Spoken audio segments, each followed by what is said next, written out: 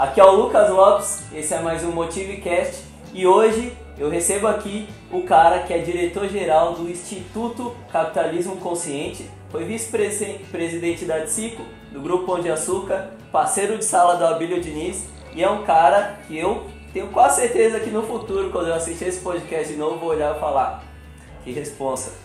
Hugo Betley. Hugo, obrigado por ter vindo aí, separado o tempo para falar com a gente, tá bom? Obrigado, Lucas, é um grande prazer, né? Te conheci numa palestra que você me convidou para dar e a partir daí eu acreditei que a Motive é uma empresa de agenciamento de palestras muito diferenciada e é por isso que eu estou aqui hoje. Show de bola, legal. Hugo, antes de mais nada, deixa eu te falar o objetivo desse podcast. O objetivo, para ser resumido, é te hackear. Então a ideia é entender a linha de raciocínio do Hugo e absorver esse modus operandi para eu tentar modelar. E aí o que acontece? Eu dou oportunidade para quem está assistindo o vídeo no YouTube ou ouvindo o podcast de fazer a mesma coisa.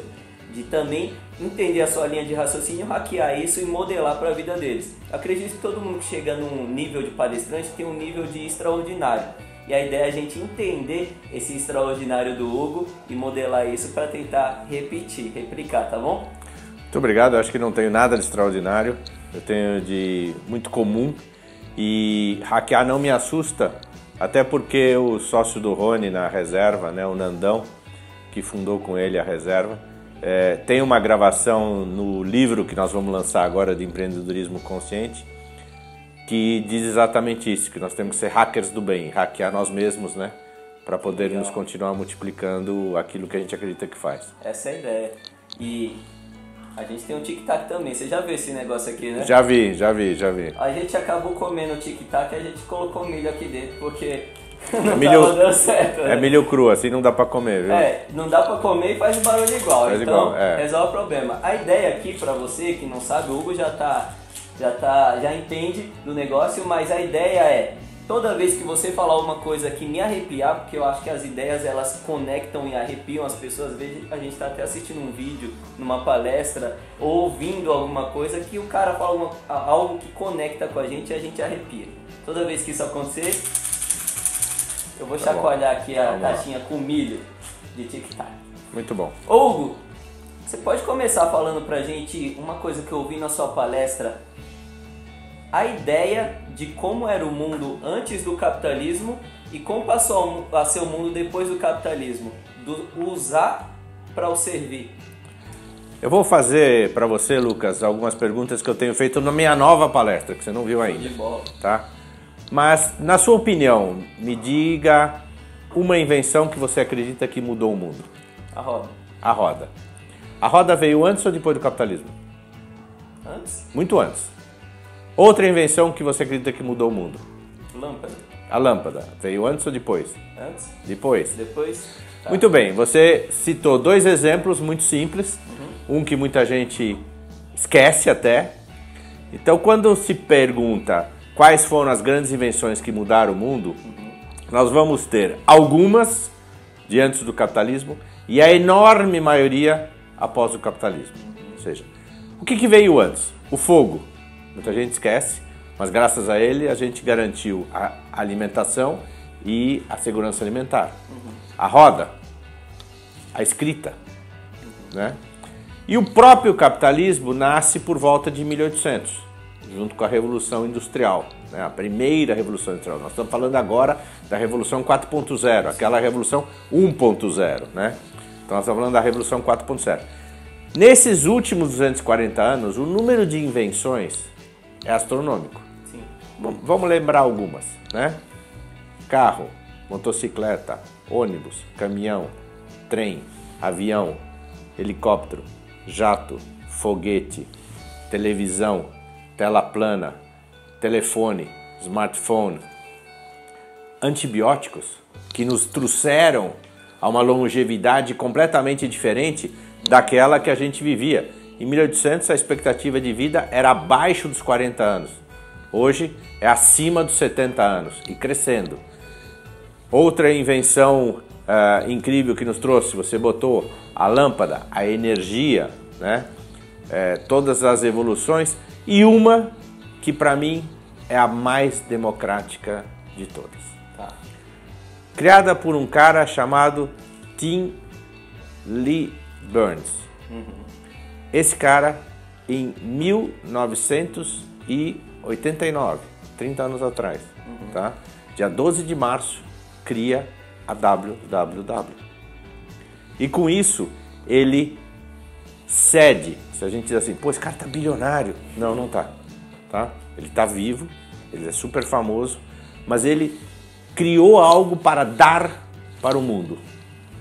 A internet. E a internet o que que nos trouxe? A democratização do conhecimento. Tá? Então, se nós voltamos a 1800, antes do capitalismo, 90% da população do mundo era analfabeta. A internet não ia ajudar muito.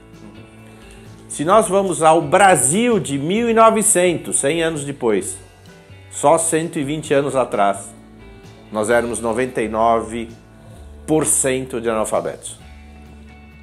Hoje a gente tem menos de 8% de analfabetos e a grande acesso, né, da internet é a possibilidade de se ter educação à distância, de ter informação em qualquer tempo e qualquer momento, poder compartilhar efetivamente conhecimento. Então é uma ferramenta de democratização. E assim é como se define o capitalismo. O capitalismo, no fundo, ele nasce com a possibilidade de dar às pessoas as asas que você tem lá fora. Tá? Ou seja, nós no capitalismo consciente acreditamos que um negócio é bom porque cria valor. Tá. É ético porque é baseado na troca voluntária. É nobre porque eleva a nossa existência.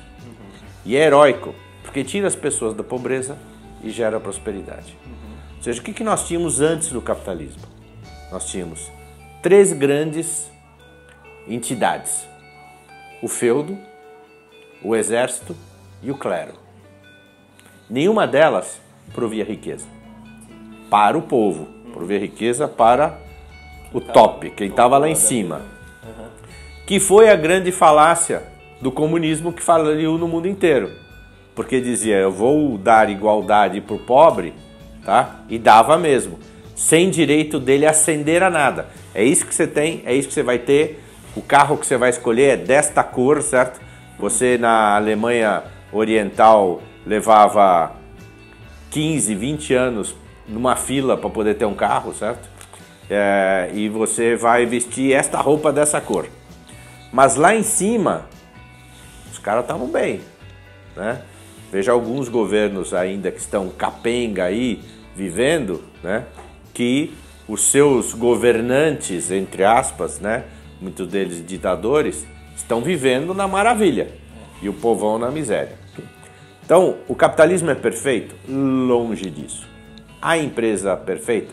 Longe disso. O que existe são oportunidades do indivíduo, por sua vontade, por sua determinação, poder fazer.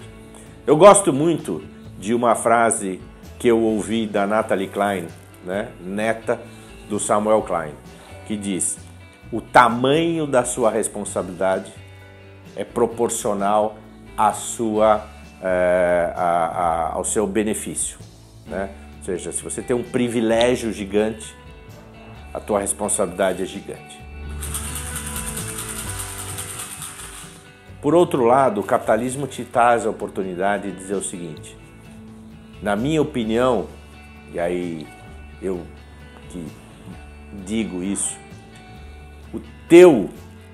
a tua superação é do tamanho da sua necessidade.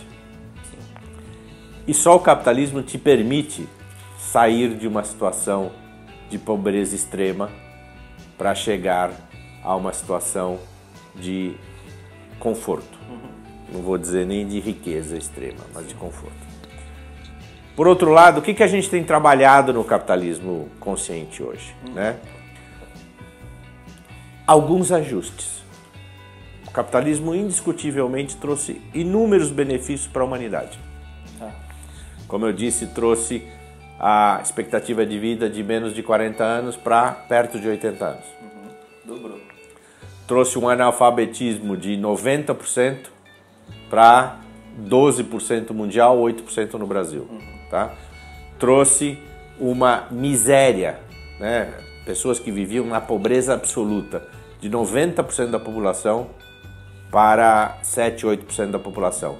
Ainda é muita gente, mas em números absolutos é menor do que há 240 anos atrás. Números absolutos, é menor que 240 anos atrás. Trouxe uma distribuição de renda melhor. Mas, por outro lado, alguns fatores, como a busca pela acumulação infinita, tá? Estão levando duas coisas. Estão levando uma pressão absurda das pessoas que trabalham. Tá? Hoje nunca tivemos tantos casos de burnout como estamos tendo. Nunca tivemos tantos casos de suicídio corporativo como estamos tendo. Nunca tivemos tantas declarações de pessoas que dizem eu odeio o meu superior hierárquico, como estamos tendo. E nunca tivemos uma desigualdade tão grande. Hoje, infelizmente, saído pela Oxfam em dezembro do ano passado, o mundo conta com 2.153 bilionários. Bilionário, para a gente esclarecer para os nossos ouvintes, significa bilionário em dólar. Tá. Então, o cara que tem acima de 4 bilhões de reais. Tá? Esse é um bilionário, são 2.153 no mundo. O que eles representam em termos da população mundial? 0,00004% da população.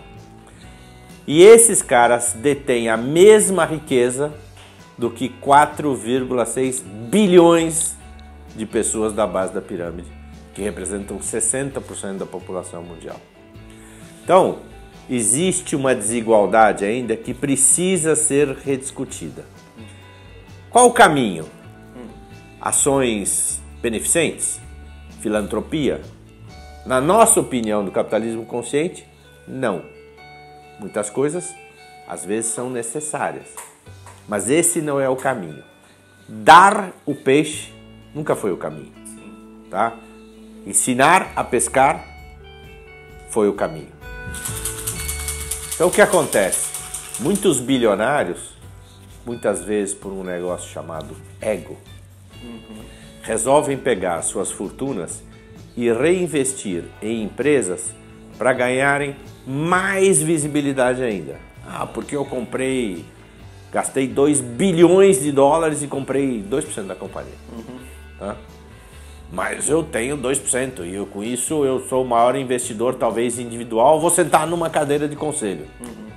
E, so what? O que isso vai ajudar? O que isso vai contribuir para a humanidade? O que isso vai contribuir para uma melhor distribuição de renda, para uma maior geração de oportunidades de trabalho? Será que se eu pegasse os mesmos 2 bilhões e abrisse um fundo de venture capital e dissesse, vou arrumar um time de primeira, ganhando super bem, tá? E com esse dinheiro eu vou fazer alocações de até 500 mil reais em alguma startup, tá?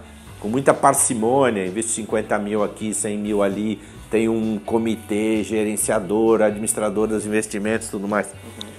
Eu não estaria gerando milhares e milhares de oportunidades, não só de empreender, como desses empreendedores contratarem mais gente e aí tirarem essas pessoas da pobreza? Indiscutivelmente. Como fazer com que essas pessoas entendam isso? Acho que esse é o grande desafio. O grande desafio do capitalismo consciente é esse. É mostrar que é possível, sim, ser capitalista, mas ao invés de focar no lucro a qualquer custo, né, o que significa, tem muita gente hoje dizendo vamos matar os pais para ir no baile dos órfãos, porque ó, é um programão legal. tá? Pode até ser bom, mas está completamente errado. E hoje a gente tem visto também no Brasil e até no mundo, né, ações que podem até ser legais, que não é o caso que eu citei agora, certo? Mas que são imorais. Então, a grande questão do capitalismo consciente é dizer: qual é o propósito do seu negócio? Como eu vi na entrada aqui do seu escritório. Qual é o propósito do seu negócio? Por que a minha empresa existe? Eu acho que hoje o Brasil é composto de 99% de empresas como a sua. Micro, pequenas e médias empresas. Ou seja, 1% é feito desses monstrengos que a gente vê por aí. Sim. 99% dos CNPJs do Brasil são de micros, pequenas e médias empresas. Nós temos 27 milhões de empreendedores no Brasil que têm a coragem, que são os tais heróis, que põem o seu dinheiro no risco para ajudar a fazer alguma coisa que gere valor, que crie diferencial, que tire as pessoas da pobreza e que já emprega 60 milhões de brasileiros, ou seja, 75% de toda a mão de obra que está aí no Brasil disponível. Então, para essas empresas, o que a gente diz? Né? Foque nesse seu sonho grande. Tá? E aí, como diz o Rony lá da reserva, às vezes não precisa ser tão grande, precisa ser bom. Sim. Grande vai ser consequência. Crie um sonho bom. Crie alguma coisa que você efetivamente acredita, que você tem muita vontade, que te dá aquele êxtase, eu ia falar tesão, mas de levantar todo dia da manhã e falar: pô, sabe o que eu vou fazer hoje? O que eu vou entregar de mim o melhor? Eu brinco com os jovens dizendo o seguinte: não importa o que você faz, não importa que trabalho que você tem, não importa como você está conquistando o seu dia a dia, o seu ganha-pão, tá? Mas faça por paixão, faça por amor, tá? Não guspa no prato que você comeu. Ou se você estiver infeliz, vá embora. Tenha coragem de ir embora, né? Ame tudo que você faz. Para os jovens eu digo assim: Lucas, você ama a sua mulher pela metade? Não. Então ninguém namora pela metade. Namora por inteiro, se dá por inteiro. Quando não está se dando por inteiro, está sendo, na verdade, injusto com a outra parte de dizer: sinto muito, acabou, vou embora. E essa deveria ser a nossa relação com o trabalho também. É muito diferente de emprego. Então, na verdade, a gente tem que entender, Lucas, que existe uma diferença entre trabalho e emprego. Tá bom. Emprego é aquele que muitas vezes eu preciso para poder pagar as contas. E o que são pagar as contas? Eu não estou falando nem de endividamento, não estou falando nem de cartão de crédito. Estou falando de comprar comida, pagar aluguel, tá? Comprar minimamente a roupa, poder ter o meu transporte de ida e volta ao meu emprego. Que ok, vai contribuir, sendo em carteira, vai contribuir com isso. Por que ainda vivemos no Brasil um estudo, eu diria que até ultrapassado, de entender o que é geração de emprego e que falam muito de emprego formal e informal?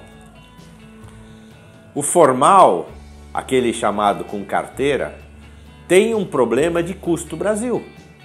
Ele é muito caro para o empreendedor. Para cada colaborador que você contrata, você poderia, num regime mais moderno, contratar 2. Sim. Você só está gerando emprego para 1. Você poderia estar com o mesmo dinheiro gerando emprego para 2 e cada um não dividiria o seu salário, levaria o mesmo salário bruto. Você que recolheria menos impostos para um governo que já está atolado em dívida pública e cada vez mais custoso. Então, uma reforma tributária que simplifique a contratação de gente, que alivie o custo de folha, é fundamental. Mas não adianta também transferir isso para o custo do produto, que já tem uma carga tributária muito elevada no Brasil. Então, se eu vou comprar alguma coisa, é muito caro. Por exemplo, no Brasil, né, alguns produtos têm tributação completamente desbalanceada. Produtos que às vezes são considerados de necessidade básica para muita gente, é encarado pelo governo como supérfluo, né? Talvez seja supérfluo para ele, Sim. mas ele precisa entender o povo, né? Como é que o povo vive. Então a questão do emprego que eu estava falando é que esse povo, 100 milhões de brasileiros hoje, que não diretamente estão trabalhando, mas 100 milhões de brasileiros, metade da população brasileira vive com um salário mínimo, o que é muito pouco. Sobrevive. E exatamente, ele sobrevive.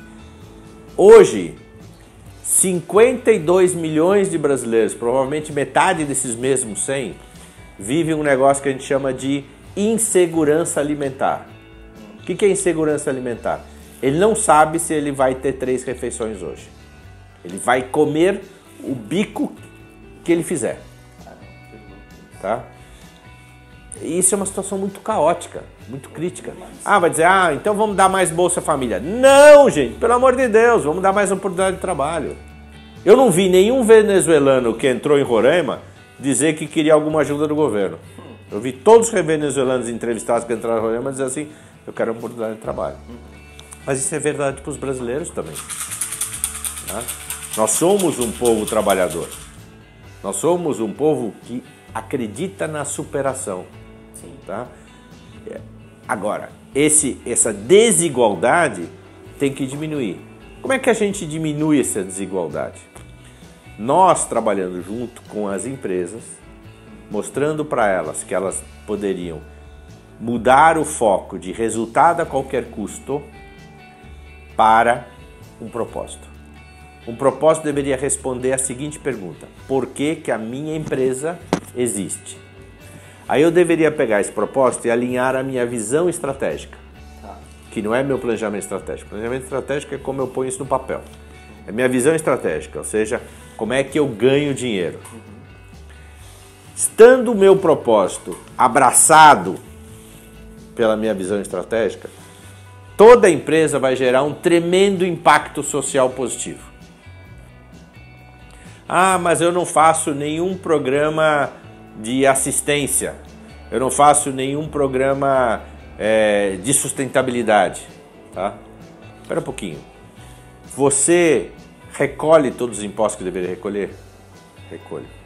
Você respeita todos os seus colaboradores em termos de relações trabalhistas que deveria respeitar? Respeito. Você cuida para que pelo menos o lixo do seu negócio não seja incorretamente descartado? Cuide. Você já está fazendo muito. Tá? Então não pensa que você não precisa ser Gandhi, nem Maria Teresa, nem Irmã Dulce, certo? Você precisa ser você, um cidadão consciente. Hoje nós estamos exorcizando uma das maiores invenções do capitalismo, que nem eu nem você citamos. Qual? Porque politicamente, é politicamente incorreto hoje citar que é uma das grandes invenções. Por quê? O plástico. Plástico. Como O assim? plástico é uma das maiores invenções que o capitalismo trouxe. Tem benefícios inúmeros por trás da invenção do plástico. Mas por falta de consciência e não por falta de sustentabilidade, ele agora está sendo exorcizado. O plástico é o vilão. Teremos em 2050 mais plástico no oceano do que peixes. Se nós continuarmos agindo sem consciência, é verdade. É louco Se nós isso. passarmos a agir com consciência, não. Pense que se o plástico não tivesse vindo, onde estávamos guardando as coisas hoje? em vidro, em metal altamente contaminante, em alumínio talvez, mas quanto custaria transportar tudo isso pelo peso da própria embalagem?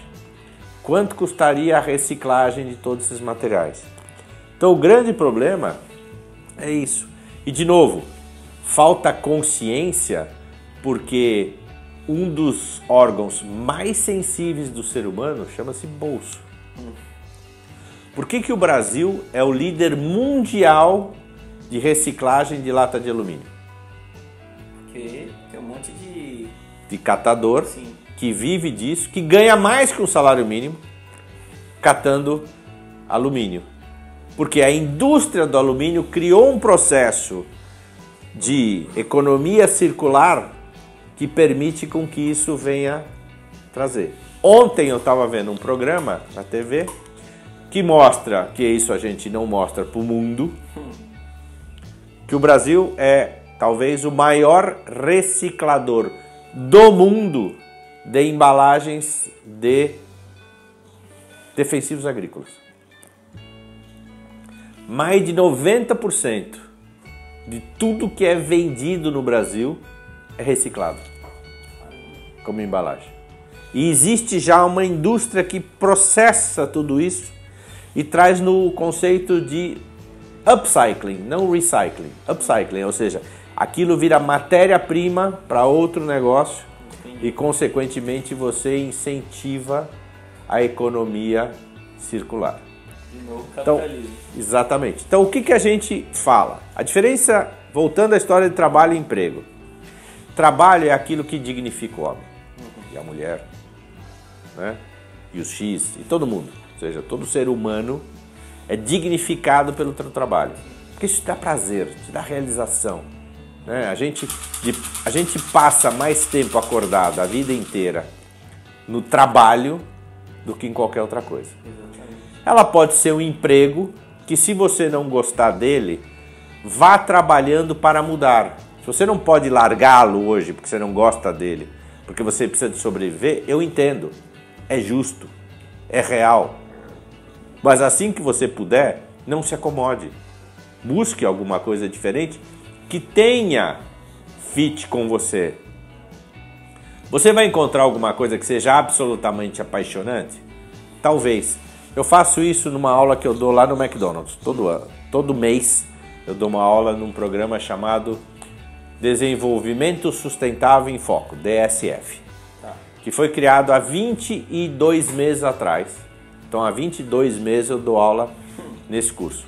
O McDonald's, através do nosso novo conselheiro, o Leonardo Lima, que é o diretor de sustentabilidade do McDonald's Brasil, né, na verdade do Arcos Dourados, então pega toda a América Latina, desenvolveu um programa que era originalmente para formar em sustentabilidade, né, em consciência, os gerentes das lojas do McDonald's. Depois passou a ser os supervisores, depois passou a ser os encarregados, depois ele passou a convidar funcionários esporádicos, depois ele começou a convidar os fornecedores, depois começou a convidar os fornecedores dos fornecedores. Então, por exemplo, o McDonald's tem a Martin Brower, que é quem faz a entrega consolidada de todos os produtos dele, mas ele tem o pão, então ele começou a convidar o cara que faz o pão, que faz o hambúrguer, que faz o nuggets. E aí ele foi juntando e nisso já formou, sei lá, 3.500, 4.000 pessoas nesse processo. E lá, como é uma aula, eu posso interagir mais com os alunos. Sim. E eu sempre pergunto para eles o seguinte: escreva aí uma profissão, algo que você faria por paixão se você não precisasse ganhar dinheiro com isso. Tá? E o pessoal escreve. Depois eu chego para eles e pergunto o seguinte: muito bem, dá para compartilhar? A gente compartilha tudo mais? E no final eu falo o seguinte: agora pega essa mesma paixão e diz assim, eu conseguiria viver disto? Alguns não, mas a grande maioria, com um pouco de criatividade, conseguiria. É interessante isso. É. E é muito interessante. Aquele garoto que fala assim, eu queria ser jogador de futebol. E aí eu pergunto, você tem algum talento? Ele fala assim, não, fala, então cara, não tem milagre também, certo? Mas se você tem algum talento, vai atrás disso.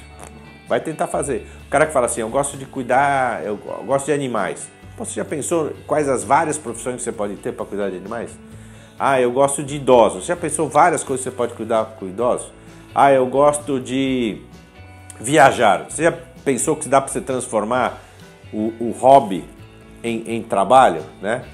Mas muitas pessoas não vão conseguir empreender diretamente nisso ou trabalhar diretamente nisso. Então tente aproximar e transformar aquilo que faz com que você tenha a possibilidade de botar dinheiro no seu bolso ou de botar comida na sua mesa, tá? Numa coisa que você efetivamente faça por paixão. Porque se você não fizer, o que vai acontecer? Vai sobreviver. Vai sobreviver. Mas como é que vai sair teu trabalho? Bem mais ou menos, né? Bem mais ou menos. Ou seja, é a história do namoro. Não dá para namorar mais ou menos. Então namora bem e trabalha bem. Isso tá ligado bastante com uma coisa que você falou. Bom, tudo que você tá falando aqui, no final das contas, tem a ver com mindset, modo de pensar, né? E você acabou de falar, se você tá no emprego, se você tá ali sobrevivendo, comece a se preparar para, quem sabe, numa oportunidade futura, você usar seu talento para arrumar um trabalho, né? E você estava contando antes uma história para mim do piloto da TAM, da gente estar preparado para a oportunidade. Você pode contar, compartilhar com o pessoal? Olha, há muitos anos atrás eu estava numa reunião da Fundação Estudar, que hoje é do grupo 3G, né? Dos famosos investidores aí de AB InBev, Heinz e outras companhias. Lá atrás eu trabalhei para eles na época que eu fui CEO do Hop Hari. Então, gente, nem tudo é sucesso na vida, certo? A gente aprende com muitos percalços também. Mas lá eles convidaram o antigo comandante Rolim, que já falecido, mas fundador da TAM, hoje Latam, né? Que ele tinha um nível de serviço completamente diferente. Não tem nada a ver com o que vocês voam hoje de Latam, tá? Então era uma companhia realmente diferenciada. Eu cansei de ir ao aeroporto de Congonhas, no voo das 6 da manhã, ele estendia o tapete vermelho, não tinha finger, estendia o tapete vermelho para você andar e subir no avião. Ele estava na porta, recebendo um por um, cumprimentando com a mão. Aí um dia perguntaram para ele, mas comandante, que coisa elegante, né, esse tapete vermelho. Ele falou assim, porque o pessoal vem com o pé sujo e eles vêm limpando até chegar na escada, então o avião fica limpinho. Nossa. Mas nunca foi falado que era por causa disso. Não. Era para eu te receber com tapete vermelho. E ele cumprimentava um por um. Inovação. Então ele nasceu em Marília, comprando uma companhia aérea regional, por isso que é Transportes Aéreos Marília, com um avião, e começou a desenvolver o diferencial do acolhimento, a diferencial da hospitalidade. Antigamente, quem viajava de TAM ganhava balinha. A primeira coisa que a aeromoça fazia quando você estava sentado era passar com uma cestinha de balinhas, né, de caramelo, que você podia pegar uma, duas, três, quando você quisesse, que era uma cortesia do comandante Rolim. Ele tinha um programa que ele respondia todas as mensagens, não tinha e-mail na época ainda, mas todas as cartas que você mandava, ele respondia uma a uma, ele não passava para a secretária dele. Muito bem, neste encontro da Fundação Estudar, ele fez uma palestra contando parte dessas histórias e um dos meninos lá disse assim, mas comandante, o senhor tem que reconhecer que ao longo da sua vida o senhor também teve muita sorte. Ele falou, é verdade, eu tive muita sorte, mas toda vez que a sorte bateu na minha porta às 3 da manhã eu estava lá para abrir. Ou seja, a sorte existe? Existe. Estar no lugar certo, na hora certa, no momento certo, existe, mas faz parte disso. Tiger Woods, Michael Jordan, Oscar, Pelé, nunca foram tão bons simplesmente esperando a coisa acontecer, tá? Todos esses atletas têm histórias de 1.000, 2.000 arremessos por fim de treino. Por fim de treino. Então, gente, uma coisa aqui que o pessoal diz em futebol, eu garanto, é uma grande mentira. Eu posso falar de uma prova própria minha. Treino é treino, jogo é jogo. Não. Treino, treino, treino, treino, treino é o que vai definir a qualidade do jogo. Sensacional. Ô, Hugo, fala pra mim. Essa parte da sorte, a parte da ideia da ideologia, acho que da maioria das pessoas acharem que o capitalismo é uma coisa negativa. Você acha que isso são ideologias que vão passar com as gerações? Você acha que aqui no Brasil, de repente, daqui a 1, 2 gerações, a gente vai ter a maioria das pessoas pensando por propósito em vez de por lucro, por exemplo? Olha, veja, a leitura exatamente do capitalismo ser, vamos dizer assim, o vilão das coisas, é esse foco exclusivo no retorno para o investidor, para o acionista.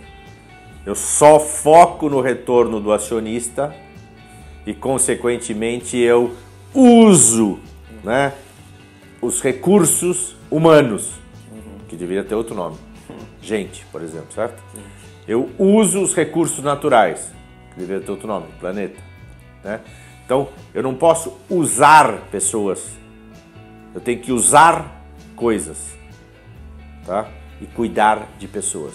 As pessoas, a maioria das empresas, cuida das coisas e usa as pessoas, tá? Então, se eu passo a usar as coisas e cuidar das pessoas, eu tenho um cuidado maior para ela.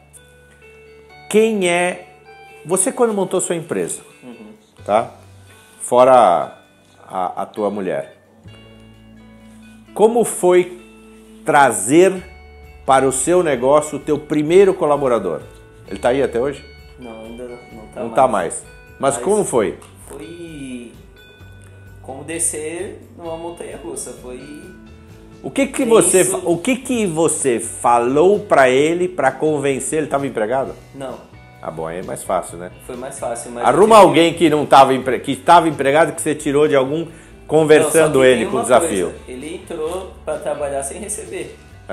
Então teve o processo de convencimento de cara, ó, a gente está começando, não tenho dinheiro para te pagar, mas se você vender, você ganha. Então, ó, vocês estão ouvindo o Lucas. O colaborador é seu principal stakeholder, sua principal parte relacionada. Por quê? Porque ele sonha o seu sonho. Quando você empreende, você falou, você não tinha grana para pagar o cara. O cara veio, mesmo desempregado, para acreditar que podia chegar lá. E muita gente, hoje principalmente em startups, novas empresas, larga empregos organizados para dizer, cara, eu quero viver esse sonho. Eu quero ser parte dessa construção. Eu quero olhar para trás quando eu tiver 90 anos e falar, pô, legal essa estrada que eu deixei, que eu construí, hein? Né? Ter significado na minha vida. Tá?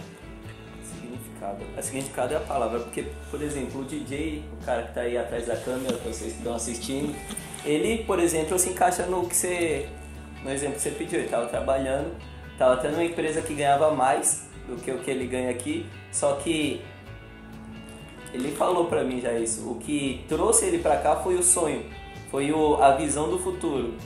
Todo o que ele ia participar e todo o que ele ia colaborar durante a jornada. Se encaixa exatamente no que você está falando. Então, construir isso. Fazer parte. E aí você depende de cliente, não depende? Claro. Muito bem. Muitas empresas, como a sua prestadora de serviço ou varejista, dizem o seguinte, não, meu principal stakeholder, minha principal parte relacionada é meu cliente. Por quê? Porque fora eu, investidor que fui lá e botei minhas contadas moedinhas no meu negócio, o único cara da minha relação que bota dinheiro na companhia é meu cliente. Todo o resto tira, tá certo? Colaborador tira, fornecedor tira, governo tira, todo mundo tira um pedacinho. Acionista também tira de volta, mas já colocou no risco. E só vai tirar se toda essa relação com os stakeholders der certo. Se não der, meu amigo, você vai ficar a ver navios. Sim. Certo? Mas muito bem, Quando a gente diz, não, o cliente é meu stakeholder principal, porque é ele que paga as minhas contas, é verdade. Mas eu gosto da história de um varejista irlandês chamado Fergal Quinn, que dizia, cuide do seu cliente como se fosse o rei, porque é ele que paga as suas contas. Mas cuide do seu colaborador como se fosse cliente, porque é ele que cuida do seu cliente. Tá? Então, no capitalismo consciente, o que a gente diz? Sabe o beija-flor? Você lá fora tem uma águia e um pardal. Sim. Vamos falar de beija-flor. Tá bom. Você já viu o beija-flor parado no ar, numa flor? Já. Aquelas asas batem numa sincronia absoluta em milésimos de segundos. Qualquer asa que bata um pouquinho diferente, o bicho cai. Ele não fica parado. Então, no capitalismo consciente, o que nós dizemos é o seguinte. Imagine um beija-flor, uma asa é o colaborador, a outra asa é o cliente. Se não baterem em absoluta sincronia, o beija-flor não sustenta no ar. Tá? Se isso der certo, todo o resto vai dar certo. A tua relação com o fornecedor vai dar certo, a tua relação com o prestador de serviço, que é o que você intermedia, vai dar certo. A tua relação com a comunidade vai dizer, pô, que legal, eu quero essa empresa na minha comunidade porque eu tenho orgulho dela. Sim. Né? As pessoas são felizes lá. Né? Ela é uma empresa limpa, organizada, que contribui com o meu ambiente, da minha região aqui, certo? Que tem um ambiente gostoso, que as pessoas vão lá cantarolando. Se tudo isso der certo, meu amigo, você e a patroa vão se dar bem. Tá? E qual que é o segredo das empresas de sucesso, das empresas longevas? Tá? A maioria das empresas, vamos dizer aqui, nós temos uma Nikon, nós temos aqui um Samsung, tá? Nessas duas marcas, o que você vê delas? O que você sabe delas? São empresas que as pessoas gostariam de trabalhar. Isso tá, mas o que você vê nelas? O que você vê aqui quando olha aqui? O que você vê aí? Valor? Não, você vê aí um celular. Câmera, assim. Você vê uma câmera. Ou seja, a maioria das empresas facilmente mostram o que elas fazem. E uma Apple? Ela vai no porquê, né? Ela mostra o porquê ela faz. Uma Apple nunca vai disputar a melhor tecnologia. Ela vai disputar o porquê essa tecnologia pode ser usada para multiplicar a educação, por exemplo. Então, são essas empresas que a gente tenta ajudar a mudar. As empresas que hoje estão buscando apenas o retorno ao acionista e com isso estão usando os recursos humanos, estão usando o planeta, certo? Tem relações com fornecedores de pagar em 100 dias, ainda chega no 100º dia, ainda atrasa mais 30, certo? Que não recolhe seus impostos, que sonega o seu colaborador, que fica fazendo continha miserável pro transporte do cara, certo? Que dá um vale-refeição que o cara não consegue comer nem um cachorro-quente na esquina, né? Então, tem obrigação? Talvez não tenha. Mas será que o colaborador não viria a trabalhar muito mais feliz se o fosse? Por que nas escolas públicas infantis de período integral a evasão escolar é baixíssima? Se importar, cuidado. Não, porque as crianças vão comer. É a única chance que elas têm de ter 3 refeições no dia. Então, ok, vou fisgar pelo estômago, já é uma grande coisa. E lá, já que eu estou com essa criança lá fisgada pelo estômago, deixa eu aproveitar essa oportunidade e transformar isso num grande negócio. Tá? Então, o que nós buscamos no capitalismo consciente é isso. Mudar o foco da empresa só buscar o retorno do acionista para buscar o propósito e a geração de riqueza para todos os stakeholders, no qual o acionista é um deles e que no final vai pegar a sua parte e vai dizer assim, puxa, isso é mais do que eu esperava, isso é mais do que eu precisava, acho que eu vou reinvestir de novo nessa empresa e fazer essa empresa crescer e chegar a um ponto que talvez essa empresa já cresceu demais, eu vou investir numa outra e vou gerar mais oportunidade, mais oportunidade, mais oportunidade. Esse é o ecossistema de um capitalismo consciente. É lindo. Hugo, passa pra gente um livro que traz essa ideologia que você passou pra gente. Olha, eu vou passar um livro que ainda não foi editado, que nós vamos lançar ele agora dia 24 de março, tá? De 2020, chamado Empreendedorismo Consciente, Como Ganhar Dinheiro e Mudar o Mundo. Tá? Conta a história das 22 empresas brasileiras identificadas como empresas humanizadas. Tá.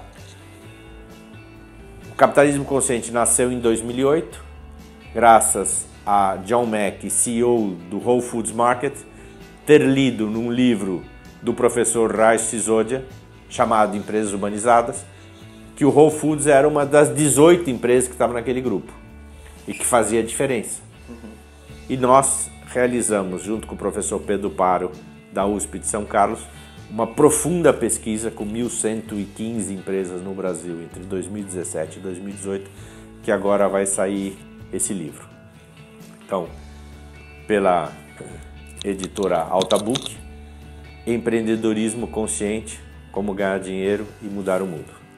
Esse é o que eu dou de dica, porque fala de Brasil, não é cases de gringos que falam assim, puxa, é legal, é bonito, mas não dá para eu fazer. Não, dá para você fazer sim. Um segundo livro que eu recomendo, também que está no nosso site, esse está disponível, podem comprar, né, no www.ccbrasil.cc, é Liderança Shakti, o equilíbrio entre o poder masculino e feminino, tão necessário nos dias de hoje. Show de bola. Agora deixa eu te pegar de surpresa. Uma música e um filme, ou um filme, se você não tiver os dois aí de cabeça, que se acredita que passa essa ideia de capitalismo consciente. Cara, a curiosidade é principalmente da música, que eu não sei se tem uma música com essa pegada. Eu acho que tem, mas tem um desafio muito grande aí. Adoro ouvir música, sou extremamente eclético. O Spotify fica doidinho comigo, ele não consegue me dizer qual é a meu playlist preferido, meu estilo preferido. Eu ouço tudo, né? Mas eu diria o seguinte, sabe o Trem Bala? Da Ana Carolina? Não. Ana Vilela, desculpa. Trem Bala. Ouça a letra e ela fala absolutamente de propósito. Legal. Tá? E filme, que eu acho que fala de muito aprendizado, muita humildade e tudo mais, é a questão de equipe, chama Coach Carter, né? O Treinador Carter, né?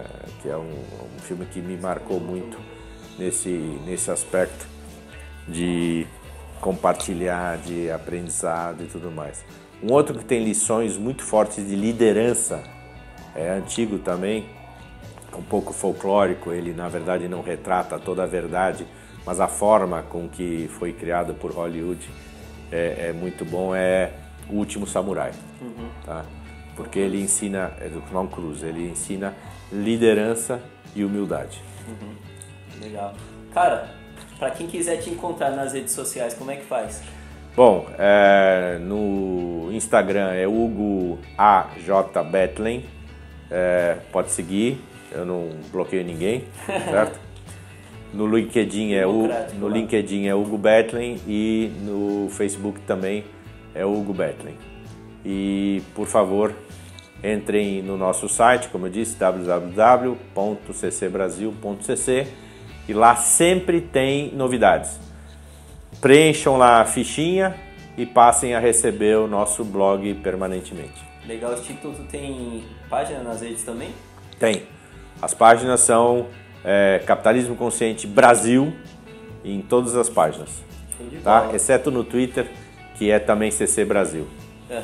Show de bola. E aí, pessoal, acessa lá, Instituto Capitalismo Consciente.